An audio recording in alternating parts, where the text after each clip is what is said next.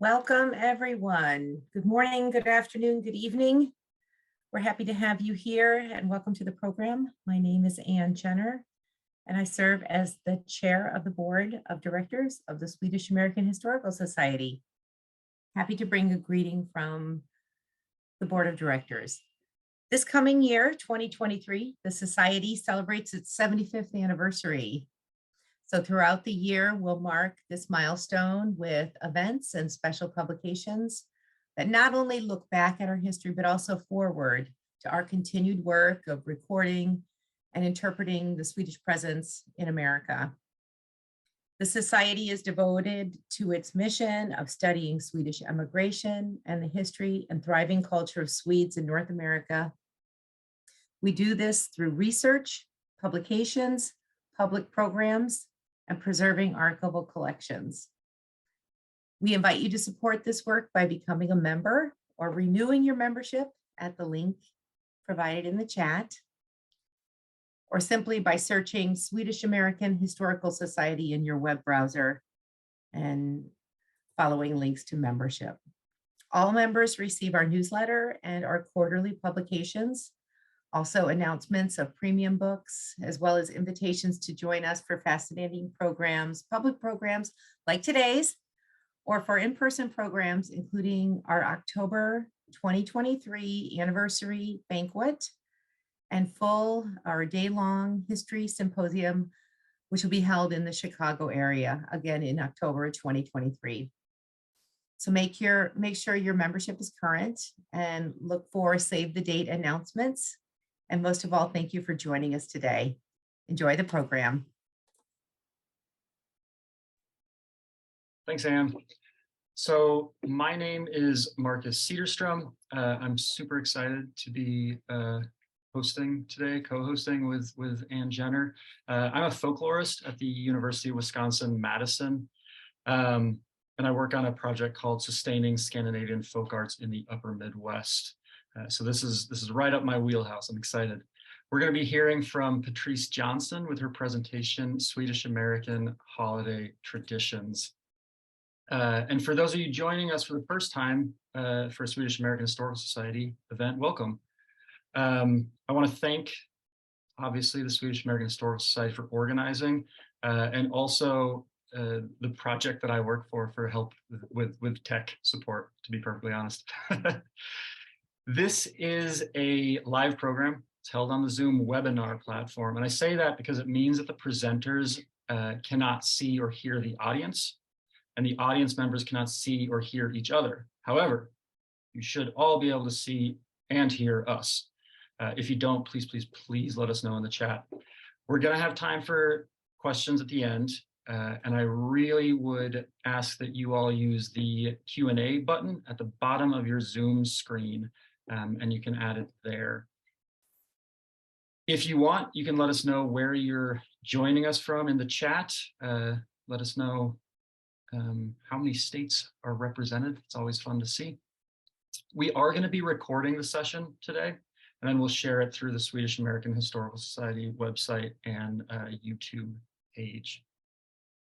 So I always start these sorts of things the same way. I'd like to ask that we all take a moment to kind of think about place.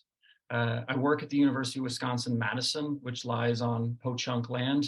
And I mention that to acknowledge where we are and to acknowledge that we cannot tell the story of immigration, of history, of heritage, of family and friends without understanding where we came from, where we are, who came before us, and who will come after us. So as we gather from places across the country, we invite you to take a moment to think about the people who are in the place you currently live.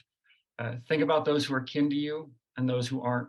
Think about how the land may have changed over time, how it's changed in front of and with you. These connections help shape who we are, and it's helped shape the places we live in today. So embrace that, reflect on that. And in the coming days, I very much recommend that you reach out to the many amazing organizations doing work in your area to sustain that history and heritage. You can check out the Swedish American Historical Society, for example. If you're in Minneapolis, where Patrice is joining us from, you can check out McGeegy, which is doing wonderful work with the indigenous community up there.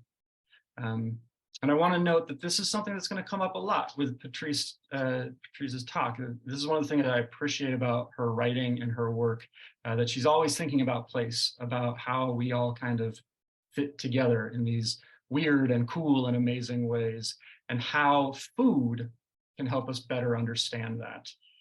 And so with that, I'm going to introduce Patrice and then hand it over to her in just a second. Patrice is a self-described Nordic food geek and a meatball historian, which is the best kind of historian. She's written and presented on a wide variety of topics, including the intersections of Swedish immigration and foodways. She's the author of Jul, Swedish American Holiday Traditions, and Land of 10,000 Plates. I'm going to drop the link to both of those books into the chat in just a second. She writes a weekly food and culture column for her hometown newspaper, and she's a cooking instructor with the American Swedish Institute and Vesterheim Museum down in Decorah. She lives in the Twin Cities with her husband and 3 cats. And we talked about the cats already before everyone joined us. But we're going to hear about food. So I'm going to hand it over to Patrice now. Patrice, thanks for joining us. Thank you. And yeah, as Marcus noted, thinking about a place and our place within place is something that's really important to me, and something as I was getting this presentation together that I really wanted to make apparent in our discussion today. And I'm going to go ahead and share my screen. And there we are. Y'all can see that, I'm assuming, Marcus? All right. Perfect. Wonderful. When I think about my identity, I am often drawn to the food and the food that I grew up with. And I grew up in Minnesota, being told that I was a Swede.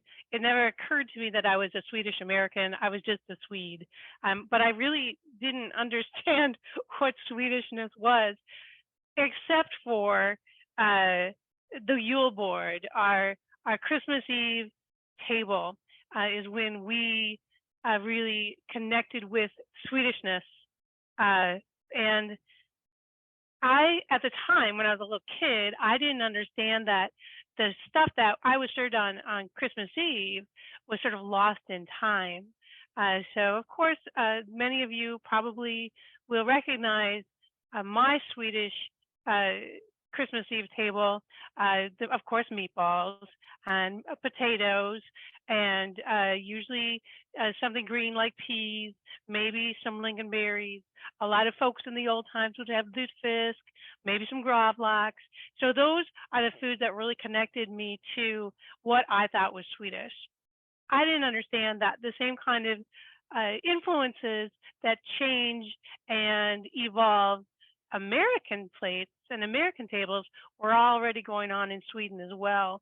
So things like wealth, health, politics, convenience, neighbors were changing the food landscape in Sweden. And so it was, as I was growing up again, that my identity was all about the meatball. I was a Swedish girl who loved my meatballs and loved, Christmas Eve. That's when that identity was celebrated. And then a couple years later, into my adulthood, I used to attend something called a cookbook club.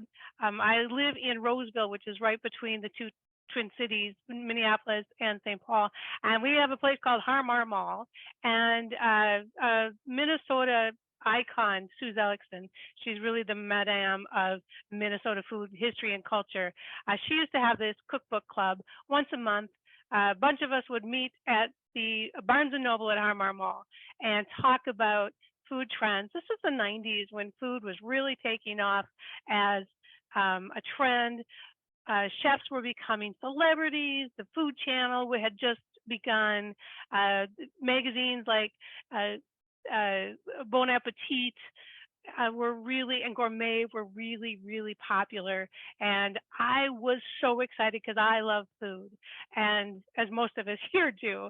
And I remember Sue one summer evening said, I have this great, exciting announcement for all of you, especially those of you with any Scandinavian background. We have heard that a new Swedish restaurant is going to be opening in the IDS Center in downtown Minneapolis. It's going to be this really fancy Swedish restaurant run by this amazing, famous young Swedish chef named Marcus Samuelsson. This is the coolest thing to ever happen in Minnesota.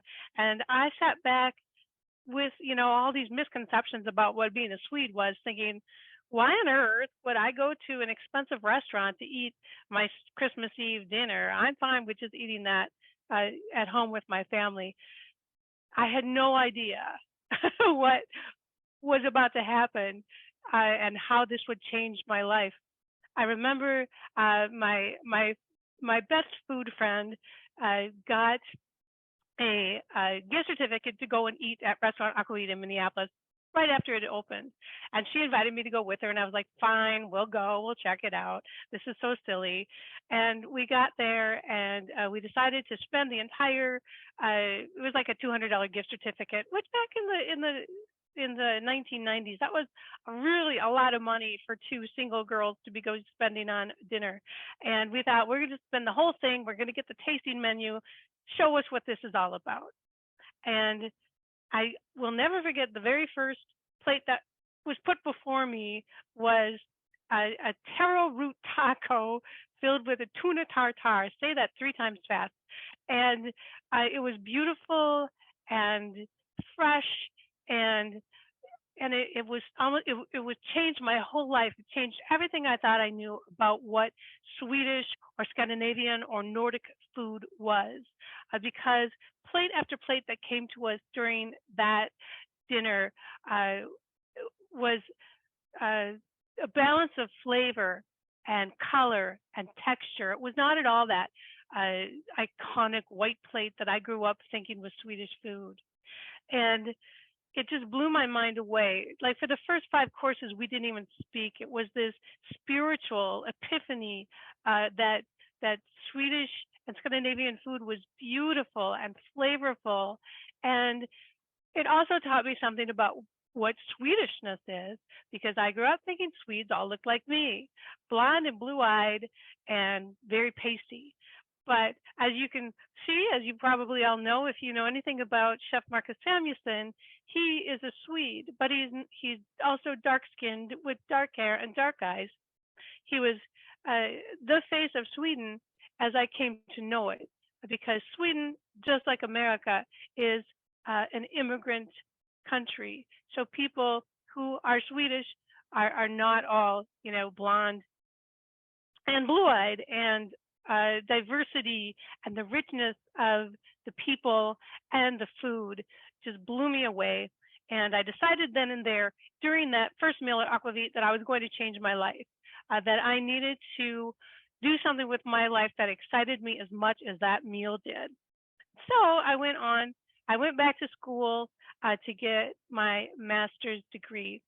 And I knew I wanted to do something in food. And I knew I wanted to do something with identity and storytelling. And my advisor said, you need to figure out a question that only you can answer. And that's the direction you need to take when you start thinking about your graduate degree. And so as I started interviewing folks around town about, their food identity and history, I thought about that julbord we talked about earlier. And I thought about all the usual suspects of the Swedish julbord were on our table. We had, of course, the meatballs, we had the peas, we had the potatoes, we had the white, the cream sauce. And back before my time, they had lutfisk. We had salmon. We borrowed lefse from our lovely Norwegian neighbors, but we only served it Swedish style, which means we served them warm with butter, and we never put sugar or cinnamon on our lefse, so we got it Swedish style. And also in the middle of that Swedish dinner that people in my family have been eating for 120 years now was this big casserole of hot dish that was macaroni and cheese. And I really wondered, why do we have macaroni and cheese on the table? And so I decided to do an investigation about my family's macaroni and cheese on the julbord. And in doing so, I also wanted to talk to other Swedish Americans from Minnesota about their holiday food traditions and just about food traditions in general that kind of spoke to their Swedishness. And along the way, I learned a lot, and that I think was the most fun about doing this thesis, is that I got to talk to other people about the food that gave them, helped them understand their own identity, and what our cuisine has to say about ourselves and also about our region. And I learned a lot about what immigration was like 100 years ago, 120 years ago, and about words that used to be tossed around like assimilation, and how immigrants then were sort of forced to conform to what being an American sounded like and looked like and maybe felt like. And I know David Landgren, a great historian here from the cities, talked about how food was the last part of an immigrant's culture that we kept, because first we would lose our costume so that we would appear as an American, then we would lose our language so we would sound like an American and speak English. But the food was the thing that sort of kept us connected to the homeland culture.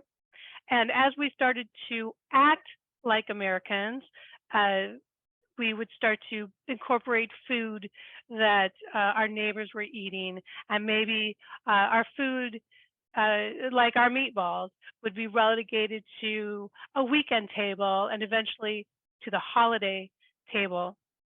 And therefore, when we're eating our holiday table, our julbord in my case, we're really paying homage to where we came from. We're paying honor to those who brought us here, who came before us, when we eat the food that they served. And what has really come out of that, which I think is super exciting, is that our region has developed really its own cuisine. When we're looking at the Swedish American table in Minneapolis, it's a very unique cuisine, because the meatball recipes that we're making are going to be a little bit different than the meatball recipes in Seattle or perhaps in Kansas. And I think it's really cool. And so as I got to talk to people in Minneapolis about their Swedish food, I could see some of those similarities coming through that were just a little bit different than some of the foods that I heard about from other people. As Marcus mentioned, I call myself a meatball historian, because at that time I researched about 50 different meatball recipes, and they were all great, I have to say. So at this point, I also started learning about Swedish food, historical or traditional Swedish food. And I think one of the oldest Swedish foods I can think of is ärtsoppa, which is the yellow pea soup. That's the Thursday night soup, still to this day commonly served in Sweden. This soup comes from the Middle Ages. It comes from a time of Catholic rule when you fasted on Friday, Saturday, and Sunday. So Thursday night, you wanted to eat something that would sort of sustain you for the weekend. And the yellow pea soup came out of that tradition. And as I said, continues to be a national food in Sweden. I love the history of Swedish pea soup, because it's connected to an assassination of one of the kings, King Eric, in the late 1500s. Somebody put arsenic in King Eric's soup, and he therefore died. I've also liked pea soup because of how it shows us how foods evolve. And what we see happen with ärtsoppa is it's typically served with punch, which is the kind of a sweet liqueur that was really popular in the 1800s on Thursday nights. Gradually, that evolved into being served with a platter or the small, we used to call them silver dollar pancakes, and lingonberries. And when I started making ärtsoppa, that is how I used to serve it to my daughter when I was a poor single mom. And you can see this food evolving in modern Sweden as people are starting to, make it a little less traditional. Maybe we're going to add some garlic and tomatoes to it. I make a modern version with Thai curry and lettuce crisps just to sort of snazz it up a little. And as I was doing my research, I went back to my auntie to talk to her about that macaroni and cheese that I mentioned. My Aunt Hazel was the last of my great-grandfather's children who was still alive when I started my graduate work. And I wanted to know from her what she thought about I wanted to know what she thought about the macaroni and cheese, because my mom assumes we have macaroni and cheese because my grandpa Johnson married Grandma Louise, who was Catholic. And in 1932, Catholics couldn't eat meat on Christmas Eve. And so my mom thought that maybe my great grandma added macaroni and cheese to the table because that would give my Grandma Louise something to eat that wasn't meat in case she didn't like the lutfisk. And so when I went to my Auntie Hazel to ask her if that's what she recalled, she said, no, my mom put the macaroni and cheese on the table because it was my brother Paul's favorite. And that got into a whole nother narrative about blended families, because my great-grandfather, who came from Sweden in 1900, his first wife that he started a family with died very young. And so he ordered an au pair from Sweden who came to take care of his family. And then they ended up falling in love and having more children, getting married and having more children. So it was a blended family. And that's a pretty common narrative for a lot of folks back when Swedes were starting to immigrate to Minneapolis. Well, my great-grandpa immigrated here with his brother, and his brother was a minister, and his brother was a minister at the Swedish Tabernacle Church in downtown Minneapolis. And as I was doing research, I found out that there was this book. It's called Tested Recipes. There's a couple different versions, and this book actually came out of my great-uncle's church at the time that he was preaching there, at the time he was the minister there. And so I asked my Aunt Hazel if she had a copy of the book, and she said, no, I never heard of such a thing. And it wasn't until a few years later when she passed on that I was helping to clean out her house, and I actually came across her copy of Tested Recipes in the in her bookshelf. So she did in fact have a copy of it, and now it's mine. Well, when I found out about the book and found out great auntie didn't have a copy of it, I was talking to a woman I was going to interview, and she said, I think I have something you'll be interested. I actually have a copy of your great-great-uncle's parish cookbook. So she invited me to come to her house to talk about that cookbook and to talk about her family and their Swedish recipes and Swedish food traditions. And as we were looking over the Tested Recipes cookbook, with all those, if you have any of those really old cookbooks, this one's from the 30s, they're a hoot to look at for a couple of reasons. One is that you never get a clear order or a clear designation of how to make the food. It's basically, stir this together and cook in a moderate oven until done. So you really, if you're going to make any of the food in those old cookbooks, you have to sort of, it's like a puzzle that you have to decipher. And the other thing is the women who contributed recipes to these books never used their own name. The recipes are Mrs. Husband's name. So I think that's sort of another puzzle that if you ever want to research the women who contributed those recipes, it's really hard to do. It adds another layer to it. At any rate, as we were looking through the book, there was a copy of a newspaper clipping that was taped onto one of the blank pages. And Cindy said, "Oh gosh, look at this. I remember this. I was just thinking of this the other day. This was my dad's Swedish pancake recipe that he made for us every Saturday morning. And it was a really important recipe to him. He clipped it from the newspaper, and we don't really know anything other than that. And the reason it's taped into my mother's tested recipes, which was, everybody referred to it as their Bible cookbook. The reason it's taped in here is because my dad lost the recipe and was reunited with it.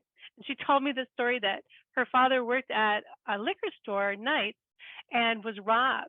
And the guy who came in to rob him, wanted his wallet. And her dad said, "You can take my wallet, you can have my ID, any money that's in there, just let me keep my recipe. This recipe is really important to me."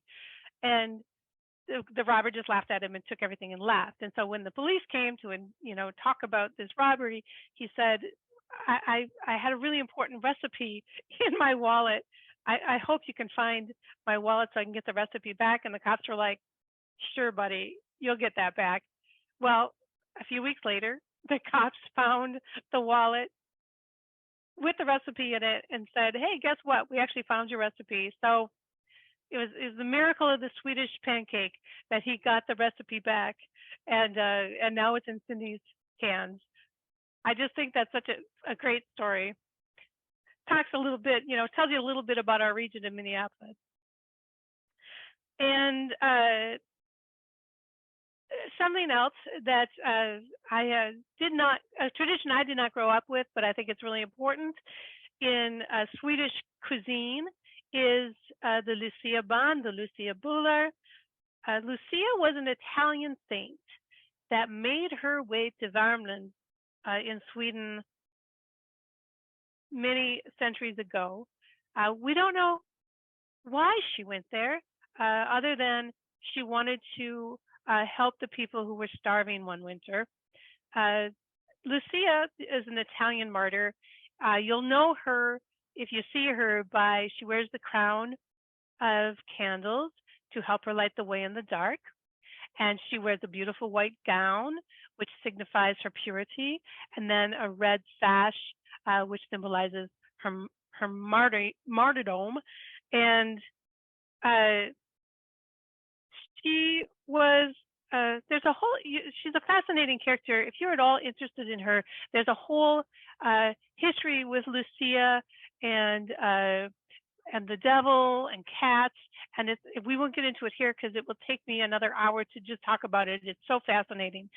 At any rate, you'll see Lucia buns on December 13th, which is her day. And they come in many different shapes. The most common one now is the one, if you can see it, it looks like an S, or a backwards S in this case. And I always thought that was a lucicator because I thought it was a cat's tail, but I learned out later it's actually a pig's tail. Pigs are very important during Christmas. I'm told because they can't walk backwards. So when we have pigs at Christmas, it's because they are walking forward into a new year. I don't know whether or not that's true, but I think it's a great thing to think about. Lucia didn't start to be celebrated nationally in Sweden until 1927, when a newspaper decided they wanted to sort of drum up enthusiasm for Christmas prior to, Christmas Eve, when usually Christmas would sort of begin. And so Lucia became a kind of a way to welcome the holidays across Sweden. You would see churches and schools even hospitals would have Lucia and her court, including now Starboys. And so we saw that sort of drift a little bit into Minneapolis, at least shortly thereafter. And of course, our Lucia buns are made with cardamom and saffron. Saffron because it is the most expensive of all the seasonings, which honors Lucia as, sort of the queen of Christmas, really. And then, of course, cardamom because it's a really important spice in Swedish baking. And I know somebody prior to our event today had asked about pepparkakor and Swedish baking in general, which is a really important part of our holidays, especially 7 cookies is always, the general rule. If somebody's really important to you and you have them to your house, you want to have at least 7 different kinds of cookies, including my favorite pepparkakor. And the pepparkakor has a really long history as well. That comes out of actually a medicinal usage because the ingredients that are in pepparkakor were believed to sort of keep you healthy and invigorate you. And so nuns used to bake them, I think, in Germany. I didn't go through my on my notes prior to this event to think specifically about the pepparkakor, but I know that they were used medicinally. Then we added sugar and realized they're also really tasty. And of course, baking during the holidays would not be complete without rye bread. I think rye is a really interesting history in Minnesota, especially because it's one of the ingredients that Swedish, Nordic immigrants in general shared with some other European immigrants. We think about our relationship with the Germans. We share rye, we share herring, we share a love of beer. So rye is a really important part of our culture. When I first learned about Gustavus Adolphus, I got really intrigued by a woman named Ma Young, who was for 30 years the head of their food. She fed all the students there. She was also married to the basketball coach, and she had quite a reputation for being a fast driver and a good cook. Well, I always wanted the recipe for her rye bread. So actually, when I wrote my first book, Yule, it was an excuse to really delve into Ma's recipes. And I must say, her rye bread is some of the best I've ever had.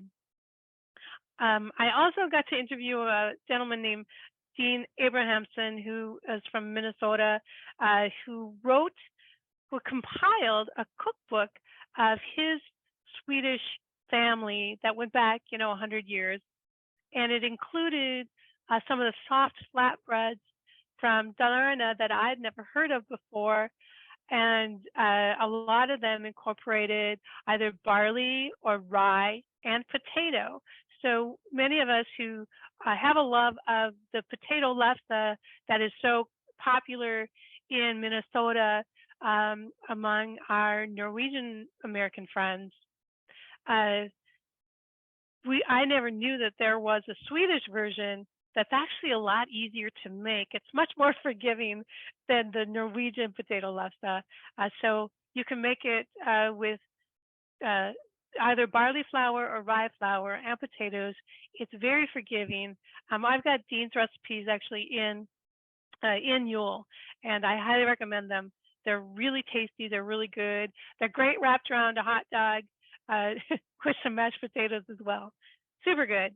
And another thing about rye brings me to a gentleman named Richard Tellstrom.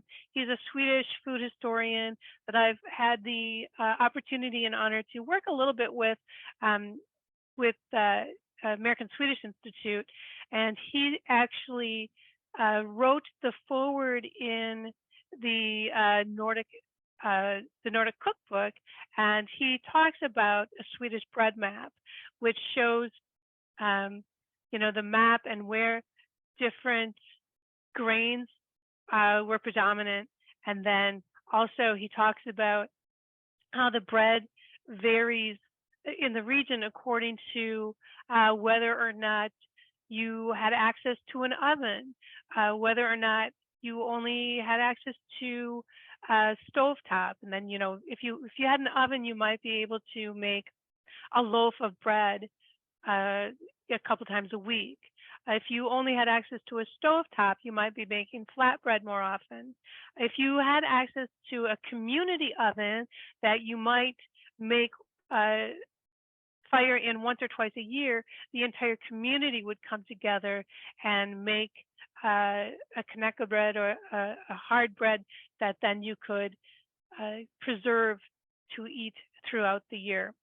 Fascinating stuff. I highly recommend it. Again, if you have any interest at all in rye bread or baking in general, breads in general, it's really fun to sort of go down that route and see what was going on and how it all started. This is what we've all come here to talk about, though, right? Lutfisk. If you're a Norwegian, you're going to say lutfisk. If you're a Swede, you say lutfisk. We drop that E. In my book, my favorite chapter that I wrote is called All I Really Need to Know About Life I Learned from Lutfisk. And it's true. Lutfisk tells us so much about where we come from, where we are now, and where we're headed. This is the desiccated cod.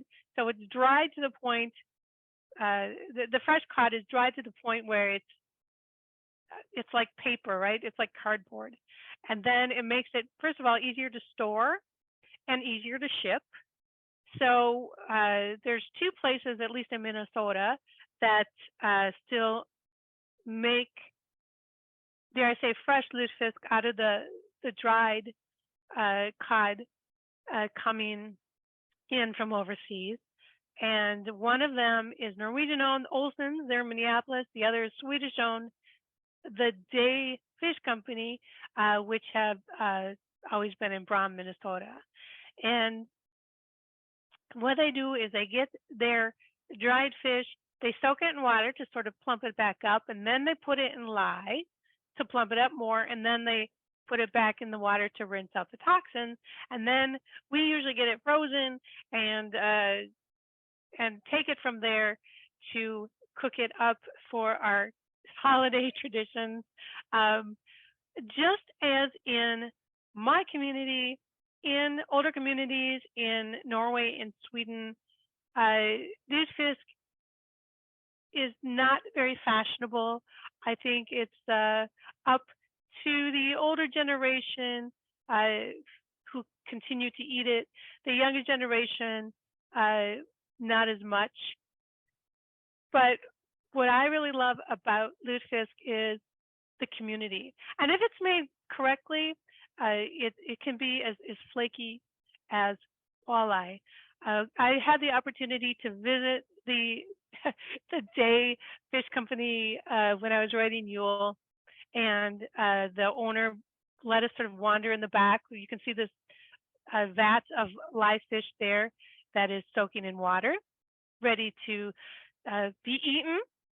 And the signs to the left are sort of on the door outside of the shop. So you know where you are, even though the rest of the signage is pretty humble. And if you ever have an opportunity, I highly recommend it. It's a really cool thing to do, a place to be. I had not prepared lutfisk. I'd always gone to a community gathering, either in a church basement or ASI. I'd never made it myself. And a couple years ago, I was brought into a meeting with the folks at ASI and some people from the BBC, because the BBC wanted to bring this series they have on trains to America and do something on trains and immigrants. And they were going to start with Minneapolis because, we have a lot of trains that, started from here or were developed here. And also we had a lot of immigrant stories here. so they wanted to see if I would help to do a food segment with the host of the series. And I was like, oh, that'd be a blast. I'm so excited. Absolutely. We can do meatballs. It'll be really fun. And then somebody in our group, she knows who she is, said, oh, lutfisk is always interesting for people too. And I was like, yeah, let's do lutfisk. And they're like, oh, great. Yeah, Patrice can do lutfisk. Patrice, how do you make your lutfisk? And I didn't want to admit I'd never made it before. So I was just like, oh, I steam it, only steam it. I had no idea. So I taught myself really quickly how to make lutfisk. Thank you, Beatrice Ojikangas, by following her steps and then improvising a little bit. And together, the host and I made lutfisk for a lovely group of ASIers, including a gentleman that I had met years prior who taught me it's really important to bring your own allspice whenever you're going to eat lutfisk at a community dining event, because you never know if they're going to have allspice on the table. I learned from another person, mustard is also really good. And nobody ever has mustard on the table, like, dried mustard. So whenever I go to a lutfisk dinner now, I always bring a bottle or a jar of allspice and a jar of dried mustard. And I highly, highly recommend it for all of you as well, because even if you don't love lutfisk, hanging out and meeting people who are a little bit different than you helps you to grow, in my opinion.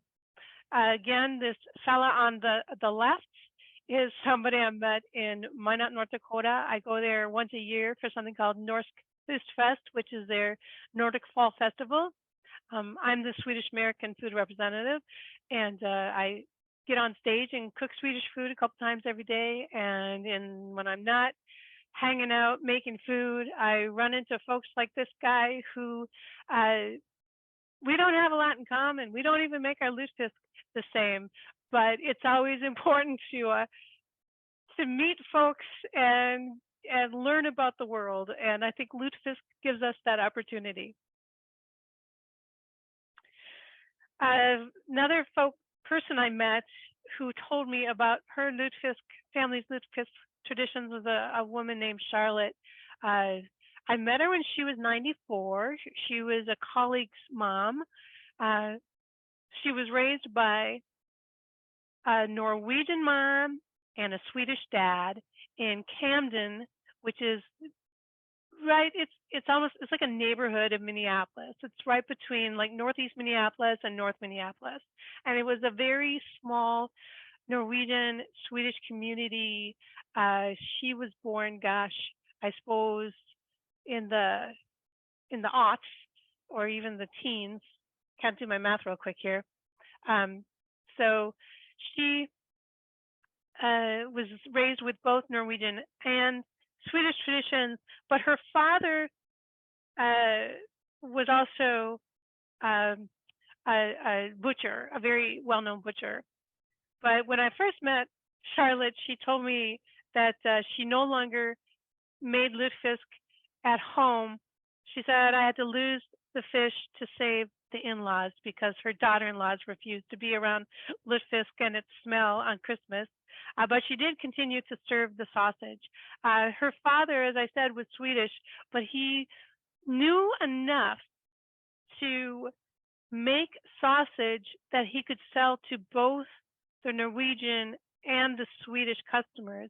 If he had called his sausage, which was truly Swedish sausage, Swedish, the Norwegians wouldn't have eaten it or purchased it. So he called his sausage Christmas sausage and sold it all around. When he retired, he actually sold the recipe to the butchers at Speedy Market on Como Avenue in St. Paul. Hot tip for you Twin Cityans, they still sell it to this day. It's a brilliant sausage, super tasty. I have the recipe for it, and I actually made it. This is the version I made. And when I told Charlotte's son that I had the recipe and asked if I could include it in Yule, he said, absolutely not. That is a cherished family recipe. And I said, okay, no worries. We'll just let folks purchase it at Speedy's. It's a great sausage. I know potato sausage and potatiskorv is also a really important part of many Swedish holiday food traditions. My own grandfather loved potato sausage, and he actually would eat it all year round. And actually, the best I've ever had, again, hot tip for you folks in Minnesota, Duluth, Scenic Cafe has the best potato sausage I've ever had in my life. Super tasty. Oh, a note too. We're talking a little bit about the Nordic cookbook and Richard Hellstrom, and then Chef Magnus Nielsen. When they were doing the research for the Nordic cookbook, they had not come across any sausages, I believe, made with grain, which I found really interesting because I spoke to several people who put grain in their sausage, and those recipes came with them from Sweden, again, 120, 130 years ago. So as I did more research, I was looking at some of the places where they all came from and sort of where they were on the map. And it is interesting to sort of dive deeper into that. That even, again, reflecting on the fact that our cuisine in regions of the United States, our Swedish cuisine is sort of unique now because we're using these recipes that they no longer even know about in some regions back in Sweden. So some of these sausages have died out. Now, any of you who were raised, any Gen Xers out there, probably some boomers too, might have been raised on the Jolly Troll. This was a restaurant that was began in Golden Valley, Minneapolis, and then eventually went as far as Seattle, also some Wisconsin, and excuse me one moment.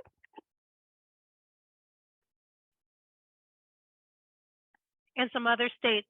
And I grew up with memories of Jolly Troll. This was a smorgasbord restaurant that had an entire wall of mechanical trolls that were doing all these magical things like feeding chickens and making dinner and nailing boards on a wall. And I had this memory, but I wasn't sure it really existed because by the time I was old enough to kind of remember these trolls, they were long gone. And then we could talk a little bit about smorgasbord here too, because this was a smorgasbord restaurant.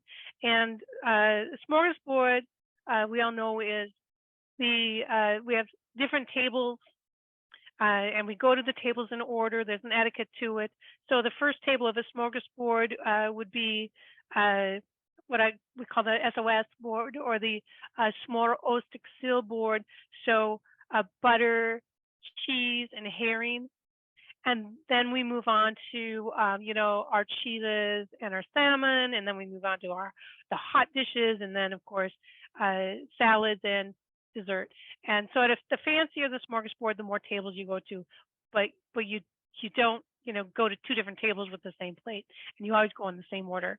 The SOS table comes out of a tradition called Gränsvinsbord or burning wine table, which was sort of a wealthy, new wealth in like the 1700s would have dinner parties and in Sweden, and they would start with sort of this appetizer board where you would have maybe some schnapps and maybe beer, and then some herring and cheese and bread, and that was sort of the table where you would kind of quench your palate getting ready for the main meal. And then out of that tradition came the smorgasbord, which really started peaking in popularity in the 1800s because, well, number one, train travel. So if you were traveling by train in Sweden, you may have to make some stops and you're going to be hungry. So there might be a family style meal served that then became the smorgasbord. And also something that really helped a smorgasbord gain popularity was the preservation of food, canning, and being able to preserve food for longer times for more people, so you could put more things on the table. Smorgasbord fell out of style in Sweden around World War II because of starvation, and it just seems sort of kind of grotesque to have a thinking of all this food when there were people going through such hardships. It became in style again, I don't know, 15 years or something after the war, and became popular in Minnesota, at least in the 60s, and family style. I think when we look at some of the family style restaurants also grew out of that tradition. And the buffets, the famous buffets. Well, as I was researching Jolly Troll, I came across an interview with someone who called herself the Jolly Troll Harris. And I reached out to Carol Jean Anderson and said, I just read about you. I would love to talk to you about your family's restaurant. And she said, yeah, let's do it. And her parents actually were the ones who started the Jolly Troll restaurant. And Ray and Alice Anderson had went to a trip to Sweden, went to a smorgasbord there, fell in love with the ritual, brought it back to Minnesota, and then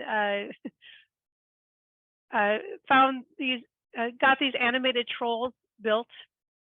And, you know, the rest was history. They had this amazing restaurant franchise for many years. Carol Jean actually grew up in the restaurant. At one point in her, when she was a teenager, she had to share her room with some of the trolls who were convalescing. And when I met her, she said, hey, I've actually got a dozen or so of the trolls in my storage if you want to meet them. And I was like, what? Are you kidding me? Of course I want to meet the trolls. I can't believe they exist. It was so cool. So I met Carol Jean at her home. She brought me to meet the trolls. They were just as fascinating as I remembered them. It was really cool to sort of meet them up close. And through our conversation about our love of the trolls, we connected with Julie Engebretson of Engebretson. If you're from Minneapolis, shout out to Julie and the gang. We had for a couple of years, pre-COVID, for I think 3 years in a row, we actually had a Jolly Troll event at Engebretson, standing room only. The folks at the Heart of the Beast puppet theater gave the trolls a good scrubbing and fixed some of their outfits, fluffed them up, got the trolls running again because, again, they were automated, so they did tasks. And we had a wonderful time connecting with folks who remembered eating at Jolly Troll and how that really shaped their childhood. Something really divisive that we haven't talked about yet is rice pudding. I think it's more divisive than politics. If you're a Swedish American, do you put your rice pudding in the oven? Do you put it on the stovetop? Do you add cream or egg? Do you serve it warm or cold? Do you use rice arborio? Or maybe you're like me, use barley. This is actually a wheat version that comes from a Finnish tradition. Another kind of divisive food is pulse, aka kroppkakor, or body cake. This is a potato dumpling. You can either make it with raw potatoes or cooked potatoes or a mixture of both, and then you mix into that flour. And this is my friend Scott from Minot. I met him in Minneapolis. We were in writers group together. His family's pulse are about the size of a softball. My pulse is about the size of a ping pong ball. So there's a great difference, but the similarity is that they are stuffed with pork. They are boiled. I actually like to fry mine after I boil them to give them a little more texture. And I like to serve mine with lingonberries as well. Scott only serves his with butter, but he did have lingonberries when he invited me to his house to learn to make his. And so he let me add lingonberry to mine as well. And as we wrap this up, dopp-i-gryta is not a tradition I grew up with, but I love it so much that after having made it once, I knew that I would never leave it behind again. This tradition comes out of farming, when typically the woman of the house would be spending her entire week prior to Christmas Eve preparing the feast. And on Christmas Eve day, she didn't have time to feed folks in the house. So there would be a pot of a stock on the back of the stove. And it may, if you were a very poor family, it may have only had bones in it and you were happy to have it. If you were a wealthier family, it might have had lots of meat in it. And throughout the day, if you were hungry, you helped yourself. You might take a piece of stale rye bread to dip in it. So dip in the pot, dopp-i-gryta. And a lot of folks will make it with pork bones, maybe a ham. This version is from Bruce Karstad of ASI, American Swedish Institute. When I first made this, I was really scared because I had 3 pounds of really expensive beef roast and 3 pounds of moderately expensive pork roast that I then covered in salt and set aside for a couple days, and then rinsed and boiled in water, and then chilled, and then boiled in water again. And I have to tell you, it's one of the best things I've ever eaten in my life. And my family, my immediate family, my husband, my daughter, and her girlfriend are all pretty much vegetarians and will only eat a chicken. So we usually have vegan and vegetarian meatballs, and then I never get my beef. So I'm really excited because this year I'm actually teaching a class at American Swedish Institute with dopp-i-gryta on the menu. So I actually get to partake this year. I'm very excited. Delicious stuff. All right, that brings us to our meatball.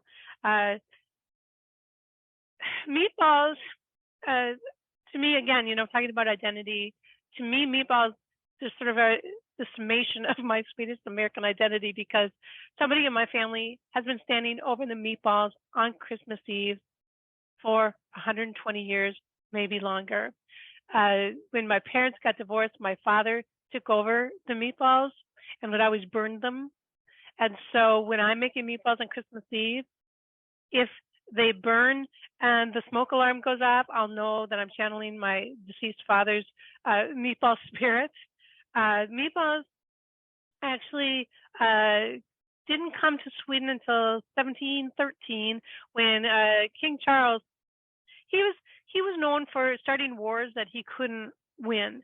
And finally, after a really long war, he got sort of ousted for a while and ended up in Istanbul for like, I don't know, 5 years or something. And King Charles really loved food. We probably could have had some good conversations with him. And while he was in the Middle East, he found a love of coffee, found a love of cabbage rolls, and also of meatballs, and spiced specifically with allspice. And when he went back to Sweden, he brought these 3 items with him. And at first, meatballs were known only to very wealthy people, because if you think about the process of making a meatball now, we already have our meat ground. So, and actually, it's less expensive to buy ground meat than it is to find, you know, a large roast. Well, in the 1700s, only really wealthy people could, first of all, have enough meat to make a meatball for everybody, and second of all, have enough staff or servants to chop that meat up into small bits to actually make a meatball.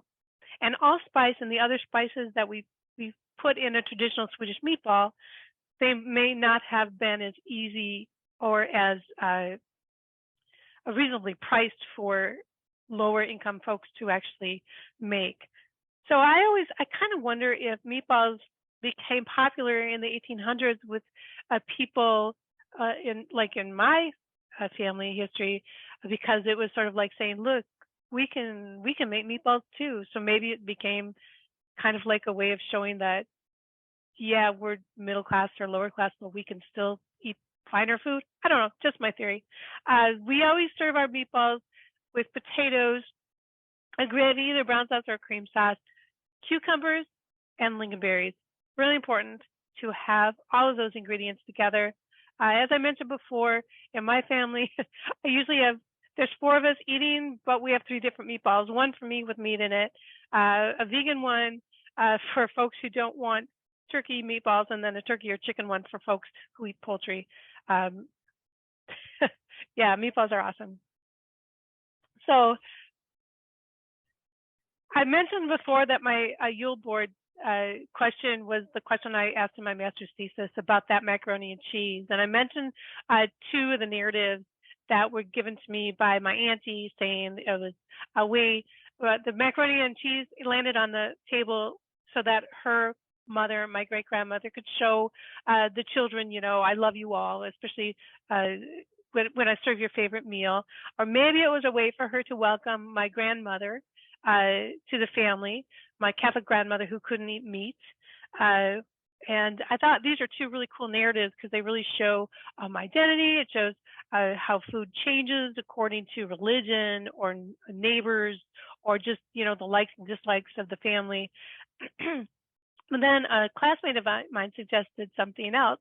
She came from a Black Southern food tradition, and she reminded me that macaroni and cheese is one of the few foods in America that crosses regions. When you look at American food, it is really regionally based. So whether it's, you know, pasties from northern Minnesota or the UP, or Cincinnati chili from Cincinnati, or California, they've got like their whole cuisine going on. So each of these regions has a specialty. Chicago has, you know, deep dish pizza.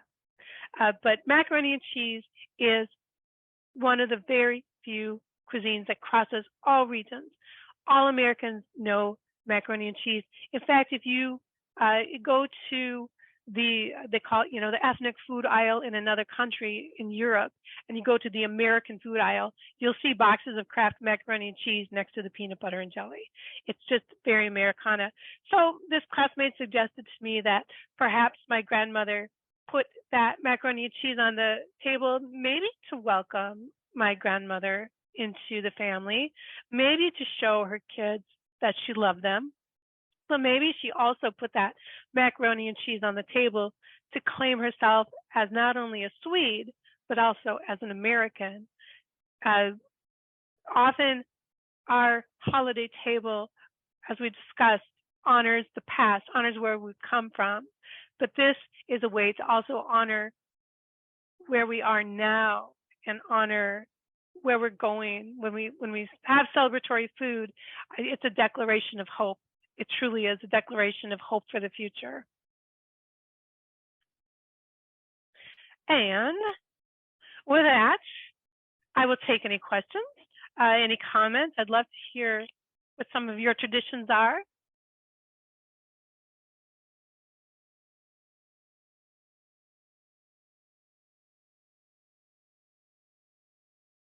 Oh, I see somebody also had macaroni and cheese on their table.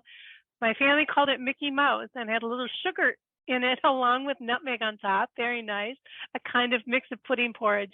I find a recipe for macaroni pudding in one of my Swedish cookbooks, Swedish Recipes, Old and New American Daughters of Sweden, Chicago, Illinois, 1955. Very cool. Very cool.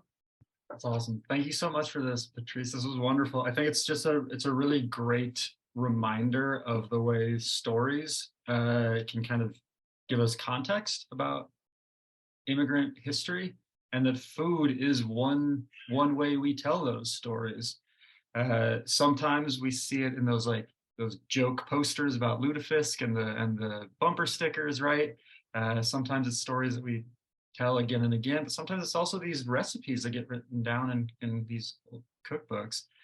So this is really wonderful. I appreciate this wide survey of Swedish American traditions.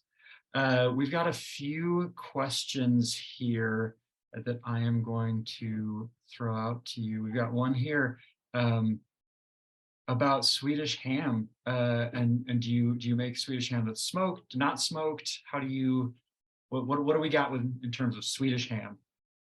I've never made it not smoked, but I have made it the Swedish way, which is so good, where you take breadcrumbs and mustard and sort of make a crust of it, and sugar, and make a crust of it over the ham. That is the best ham in the world. I've never had an unsmoked ham in Minnesota. I'm sure there's a place to get it if I went direct to the farmer, but I've never done that. Have you, Karen? I'd like to know if anybody has made it unsmoked. While people think on that, I'll throw out a couple other questions. You've talked a little bit about rice pudding.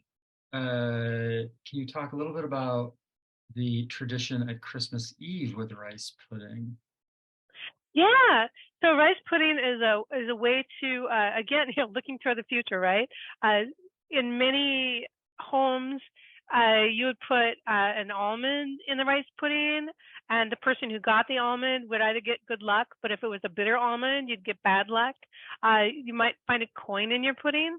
So if you found a coin in your pudding, on top of maybe losing a tooth, you were supposed to get great wealth. So as a way to sort of, play with predictions. Pudding has also become associated with tomte. I was not raised with a tomte tradition. Most of you probably know who tomte is. Tomte is sort of kind of like Santa, but actually lives on your land full time, and everybody has their own tomte. So you need to provide tomte with a really good rice pudding on Christmas Eve, so that tomte will continue to watch over your farm and your home and not be a mischievous little person or troll, if you will. So yeah, the rice pudding has always been a celebratory thing. However, before rice was common in Sweden, barley was the common grain used. Rice would have been expensive to import in the early days, and probably only seen on a wealthy table. But barley was, you can actually grow barley in that region, so it was much more common. I actually make barley pudding on our Christmas Eve. I don't mess with the rice. That's awesome. But it is divisive though, because if you were raised in a family that made it stovetop and you marry somebody who made it in the oven, those are two very different beasts. Very different. I mean, and that's one of the fun things with these food traditions, right? They can tell us a little bit about where we came from. Sometimes those those differences are regional, and sometimes they're very familial based. That's fantastic. Karen notes that she does, but it's getting harder and harder to find the not smoked ham. So Karen needs to find a farmer who will sell her some pig that hasn't been smoked. Yeah, support your local farmers, folks. There we go. We've got a question here about kalvsylta, so jellied veal. Do you know anything about jellied veal, kalvsylta? Yes. Oh my gosh. I had the best story from someone I interviewed years ago who recalls her great-grandparents making it because if you slaughter the animal, that you have to find a way to preserve that meat longer than, that's another thing about Swedish food that I love so much, is that whether you're looking at the old techniques from thousands of years ago to modern techniques, the preservation methods are so, I would say, artistic. So salting, curing, drying, even, preserving in a can. And so sylta, you could preserve, you take, the meat and the fat and can it. And one of the people I interviewed said she recalled her great-grandmother putting the sylta in a jar and then putting the table leg on top of it to sort of push down on it so that it would, because you want to compress it to make it jellify and edible and serve. Fascinating. Honestly, I've never had similar things. When we get the really good fatty, yummy sort of pork pâtés, but I've never made it and I've never seen it made. I think that's one of those lost art things. I'd be curious if anyone still has that tradition. It's wonderful. Yeah, the preservation is an important part, right? When we think about food, but also when we think about our traditions.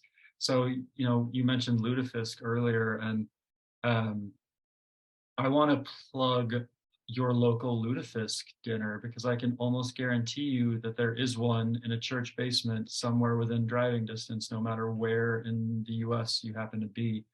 A lot of those organizations struggled a lot during COVID. And so check them out. I know ASI, American Swedish Institute, did a drive-through lutefisk dinner that sold out in a heartbeat. So this stuff is important to who we are. It helps tell that story of immigration. So please do check those out wherever you happen to be. And it's a really great opportunity to sit at a table with somebody you've never met before and hear their story. And they made, like the fellow I showed the picture of, we may come from completely different points of view. But when we sit down at the table together and share this meal and share the things we do have in common, that's what it's all about. Yeah, it's super important. Speaking of sitting down at a table, we've got a question here about the Elmwood Cafe. If you've heard of the Elmwood Cafe, come across it through your research. It was in Minneapolis, operated from the early 1900s to 1960s at 1846 Central Avenue, the Elmwood Cafe. They had a smorgasbord up into the 1950s and was operated by a couple of Swedish immigrants. Was this Central Avenue Northeast? Kyle, you're going to have to give us more details then, I'm afraid. And is it I don't see it in the chat. I'm going to have to go here. Is it Elmwood, E-L-M? Yep, ELM, Elmwood Cafe. Yep, Central Avenue. Kyle says yes. Yeah. See, now this is where my people are from, so I need to research this. That is really interesting. 1960. Okay. That is really good to know. I wondered if anybody else has heard of this and has any information, because I need to know more. That's fascinating. That's awesome. We've got hopefully more to come then, Kyle, after more research on Patrice's part. We've got a few people here saying that they make kalvsylta pretty regularly. Carol notes that it's time consuming but not too difficult, which is fantastic to hear. So this is one of those traditions that's still going in some places, right? And when we talk about these traditions, we talk about relevance and how and why they die out or don't die out. And this type of relevance connecting to history and heritage in your family is a really good and important way of kind of keeping these alive. So super cool to see that kalvsylta is alive and well in some corners of the world. For sure. I love that. I want to be invited to Richard's house so I can snack on that. There we go. We've got a question about ostkaka. I'll let you do that one. Oh, whoa. What's the question? Just have you made it? What is it? Oh, yeah. Let's talk about ostkaka. Again, a tradition I was not born into. However, since learning about it, the first time I ever came across it, reading about it, was a woman. The first blog I ever followed, a woman in Sweden. Her blog is called Anne's Food. If you Google it, you'll find it. She's amazing. She's super cool. She was talking about ostkaka and making it a fast, easy way. So then as I was doing research years later on different food traditions that I'd never heard of, I came across ostkaka. So ost is cheese and kaka is cake. And it's it comes out of actually a Småland and the neighboring region there. And it's a curd that you make into a cake. So like curd cake, also cheesecake because cheese is curd. And the tradition in Smolin was if you'd be invited to, a ladies' lunch or whatever, everybody would bring their uskaka. And I've heard two theories for this now. It was typically served, so think of a cheesecake, but then the middle would be scooped out and replaced with preserves. And there were two theories I've read about that.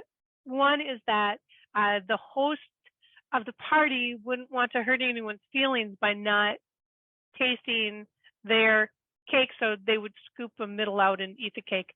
But then I read another thing about actually the metal that the cake was baked in could release toxins, and so the middle was considered to be the least unhealthy part of the cake, and so the outsides of the cake was reserved for like maybe the servants or the kids. It's a really interesting way to think about, again, the history of food and the cooking implements itself could be unhealthy for you. I have made it the old-fashioned way, where you take milk and you add rennet and it breaks into curds, and then you mix those curds and with flour and sugar and whatnot and make a cake. I've also made it the really easy, fast way using ricotta instead of the curds. And actually just this summer, I taught a class on uskaka where we did, it's more common in Sweden to make the fast version with cottage cheese rather than ricotta. So we did one of each. And the cottage cheese actually made a better cake, in our opinion, in class. There's also something, there's a uskaka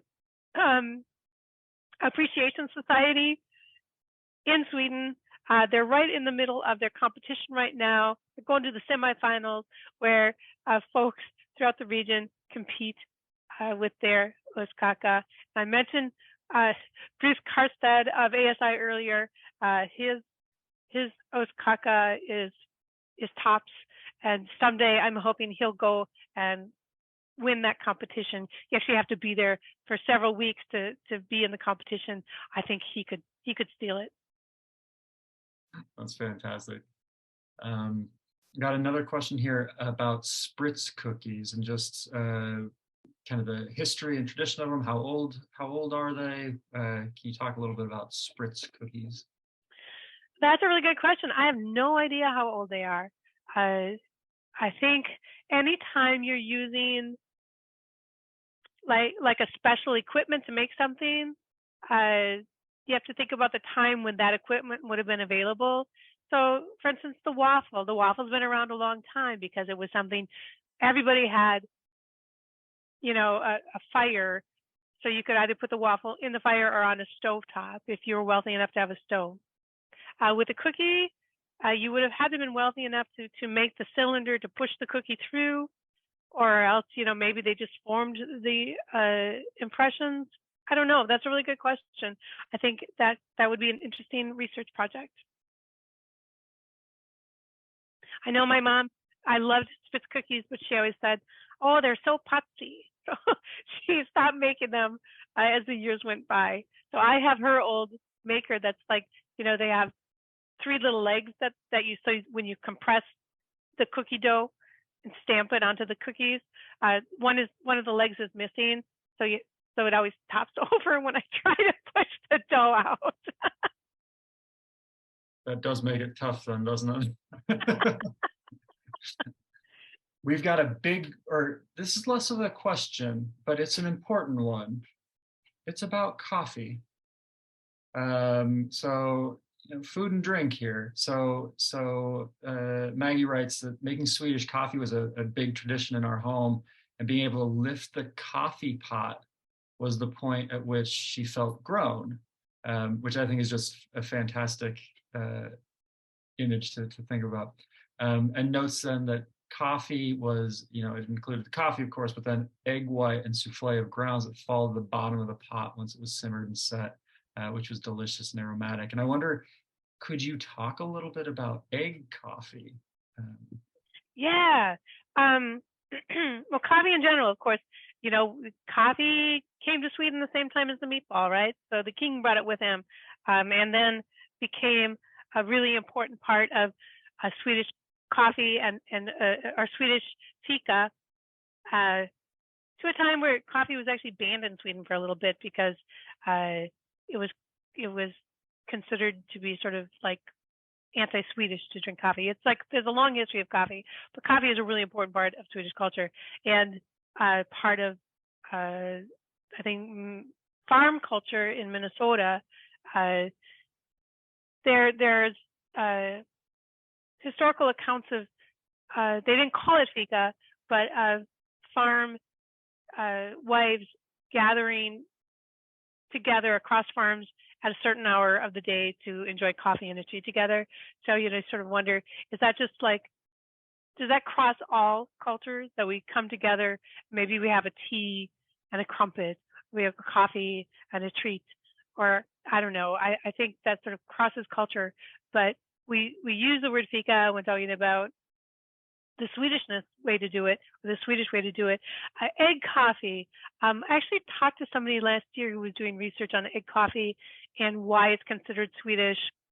And I think that's another one of those things that sort of crosses culture, because before we had a way to sort of separate the grounds from the water, like with a coffee cup or a coffee implement. Egg was the way to keep the grinds out of the water, so that when we poured the coffee, we didn't get bits of coffee grind in it. So that was the reason it was used. And again, I think this was sort of a farm thing because eggs were plentiful if you had chickens. I've also heard that it can take away bitterness from the coffee, so there's sort of that added benefit. So not only are you keeping the grounds separate, but you're giving the coffee a warmer, less bitter flavor. I don't really know any more than that. I know that I drink it every year at Salem at the Minnesota State Fair. One of our two remaining church vendors at the State Fair, food vendors, they serve egg coffee. And I also had it up north. I met with a group of amazing Swedish American women up north a couple years ago when I was doing Yule, and they showed me such a lovely day and gave me so many amazing stories. And they also made egg coffee the old-fashioned way, and I have a picture of it somewhere, and talked about the importance of egg coffee in their families. But I don't know. I think I don't. Again, because food evolves and because we come from immigrants, those of us here, I'm assuming, we keep those traditions sort of intact and close to us, where in Sweden, we don't need to make egg coffee anymore because we have a coffee maker. So we don't really know where it comes from and when it died in a lot of these situations, like with the sausages. Yeah, those origin stories are tough. And sometimes, honestly, not even the most interesting thing when you think about the fact that they're still continuing, right? Like, that's fantastic. Yep, that's a great point. We've got one more question here. We've got only a couple minutes left, so we've got 2 questions. I think this will probably be the end here. So what do you know about rosettes, the delicate cookie with powdered sugar sprinkled on them? I love rosettes. Rosettes are my life. Again, when we think about the hardware we need to make a food, it can sort of give us an idea where it comes from in history. So to make a rosette, you need a wand with a wire thing stuck to it that's got little holes in it that you dip in a batter and then dip into hot grease. And the cookie, if you make it right, will fall off the little implement and cook in the batter. You take it out of the batter, and in my family, we always put it on grocery bags, paper bags. So once it comes out of the grease, we put it on the grocery bag to sort of drain, and then we hit it with the powdered sugar. And anyone who grew up with a rosette tradition as a child understands the importance of hiding evidence, because if you steal cookies from the Christmas cookie batch in Minnesota, they would always be on the porch, right? Because the porch is like a built-in refrigerator in leading up to the holidays. So all of the cookies would be on the porch in their Tupperware. If you snuck any of the cookies that had powdered sugar on it, your mom would know. And so if you loved rosettes like I did, you'd always get caught because you'd forget to wipe your chin off and your shirt. You just have the cookies. I don't know the history of rosettes. I just know that, like most cookies, they've been around for 100 or more years. Long time.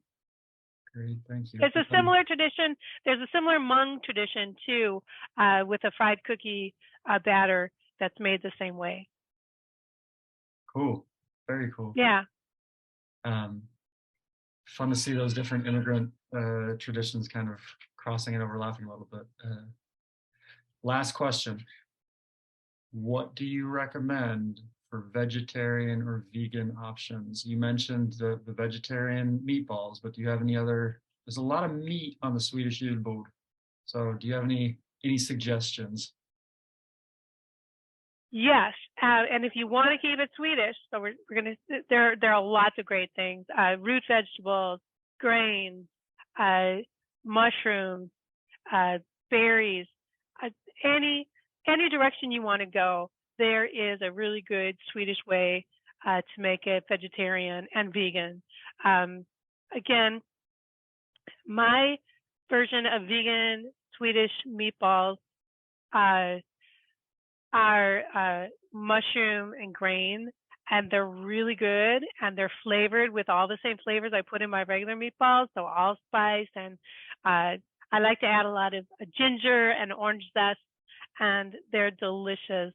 And if you are serving them with a lingonberry reduction, then you don't even need to worry about any non-vegan stuff going into the sauce.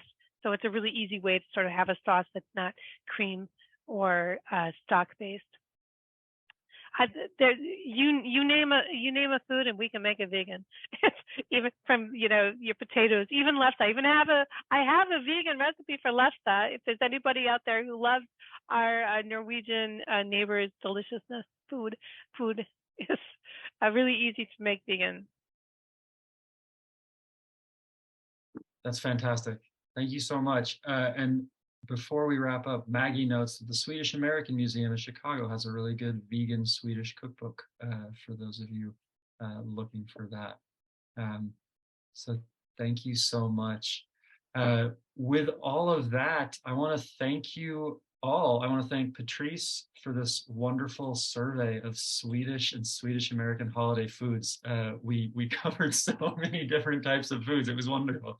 I'm glad that I ate lunch before I came to this. And thank you all for being here. Really wonderful comments in the chat, really wonderful questions. We so appreciate it. Please, please, please do check out the Swedish American Historical Society's website, grab a membership, support the organization. Also check out the organizations that are local to you. I mentioned McGeegy, for example, the indigenous nonprofit up in Minneapolis, just doing amazing work. The stories we tell, the foods we eat, the land we live on, it's all a part of who we are. So please, please, please do support the organizations that are supporting those different things. With that, I think we'll wrap it up. So thank you so much, everyone, and we hope to see you again at an event soon. Bye. Thank you so much.